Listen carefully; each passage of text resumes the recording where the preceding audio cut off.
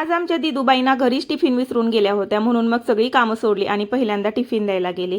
गेटवरतीच watchman दादांजवळ tiffin दिला आणि तिथून पुढे निघाली दुसऱ्या कामासाठी। म्हटलं पेट्रोल एवढं महाग झाले, आधी सारख्या सारख्या फेऱ्या मारण्यापेक्षा एकाच फेरीत दोन्ही कामं करून घ्यावीत।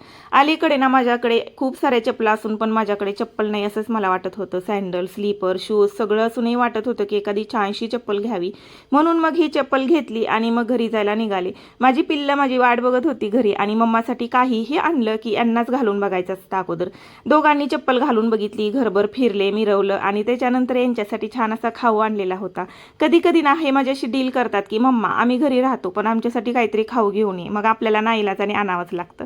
म्हटलं चला आज हाफ डे मध्ये घरी आलेले होते हे तर यांच्यासाठी काहीतरी खाऊ घेऊनच जाऊया। आणि मग आम्ही सगळ्यांनी मिळून या ढोकळ्यावरती ताव मारला। त्याच्यानंतर ना आपण काम कमी व्हावं म्हणून कपडे मशीनमध्ये लावतो, पण मशीनमध्ये कपडे लावून ना माझं कधी कधी असं काम वाढून जातं। हे एवढा कपड्याचा गुंता काढण्यात एवढा वेळ गेला की असं वाटायला लागलं बाबा हातानेच धुतले असते तर बरं झालं असतं। आता हा कॉर्डसेट माझा नवीनच आहे आणि मी पहिल्यांदाच घातलेला आहे। कॉटनचा अंग भरून छान वाटतो कधी कधी, हो की नाही। आज रात्रीच्या जेवणात बनवलेली आहे अंडा करी, ज्वारीची भाकरी, भात असा आमचा आजचा बेत असणार आहे।